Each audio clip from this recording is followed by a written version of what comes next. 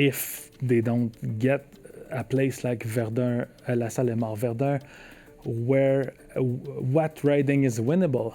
A pair of late summer by-elections could prove to be another test of Justin Trudeau's leadership and present opportunities for both the NDP and the Conservatives. Two ridings, one in Montreal, the other in Winnipeg, will go to the polls September 16. Since the Liberal upset in the riding of Toronto-St. Paul's in June, Justin Trudeau's leadership has been under increased scrutiny, making the contest in the Montreal riding of LaSalle-Émard-Verdun even more critical for his political future. The Liberals handpicked local borough councillor Laura Palestini to be their candidate, bypassing a nomination contest for the job. Meanwhile, the NDP is hoping to double their Quebec seat count to 2, selecting a well-known Montreal city councillor and former NDP staffer Craig Sauvé to run for the party. And rounding out what could be a three-way race is Bloc Québécois candidate Louis-Philippe Sauvé, a former staffer for the BQ.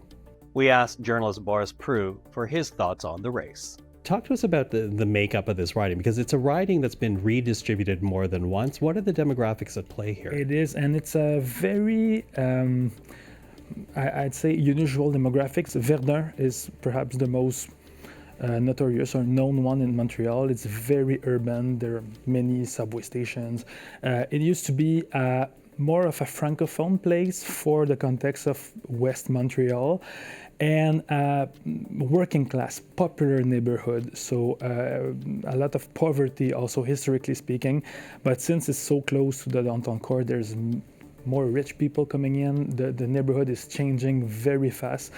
And it's the place where perhaps the NDP candidate, Craig Sauvé, is the most known within this area of the riding.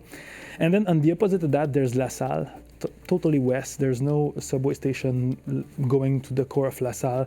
More Anglophone, more Italian, and it's the place where Laura Palestini, the Liberal candidate, is the most known, because she was city councillor for this neighborhood for many years, but she is not very known outside of that. You talk about LaSalle-Émard-Verdun as a Liberal stronghold, but is it still a Liberal stronghold? Is Montreal still safe? How are people feeling about the Liberals on the ground right now in what is traditional Liberal territory? That's a great question, and it's exactly what is at play, and it's what we will see next Monday. Because we saw, like you said, that in Toronto, St. Paul's, even the Liberal stronghold, the heart of the city of Toronto, isn't safe anymore for the Liberals. So what about the Montreal strongholds, right?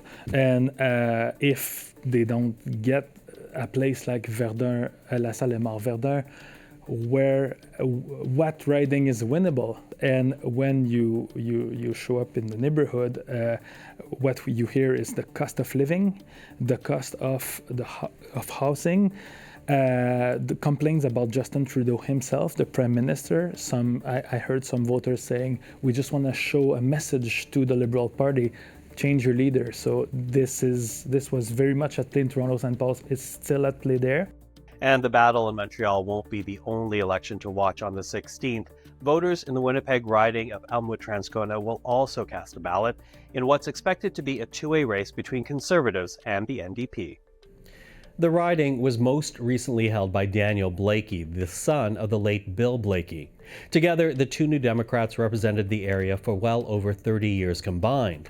Without a Blakey on the ballot, it is up to NDP candidate Leila Dance to defend the riding against Conservatives who are running an electrician by the name of Colin Reynolds.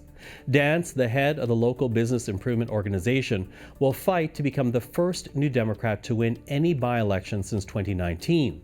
While Conservatives are hoping their momentum in national polls will help them break through an NDP stronghold. Take a listen to what we've heard from journalist Sheldon Burney of the Winnipeg Free Press. You know, I think it's worthwhile here to start with a bit of a profile of Elmwood-Transcona. Just exactly who lives there, what are the demographics? Elmwood-Transcona is interesting. It's very much two kind of separate communities. Elmwood is historically and to this day, very a working class neighborhood with some enclaves of middle and upper middle class. Transcona historically is a very working class neighborhood with the CN shops located right in downtown Transcona, but it's over the last 10 years expanded quite a bit. Lots of new development, lots of new housing. So it's still got that working class base, but there's also a lot of upper middle class neighborhoods within that area as well. And both are home to a lot of new Canadians. As we talk about it, though, I also wonder whether or not there is in this by-election a ballot box question, or if not, what the main issues exactly are. And I know affordability is the big one that all parties are talking about and pressing at the doorstep. And how folks take that to be the best way forward is going to, I think, determine a lot of it. But I know that Daniel Blakey was a very popular MP in that area. He did a lot for the area, brought some federal dollars to projects there. So the NDP, I feel like it's probably theirs to lose, but we'll see how the Conservative message is resonating with voters come Election Day. Keep watching CPAC for up-to-date information on these by-elections and Canadian politics.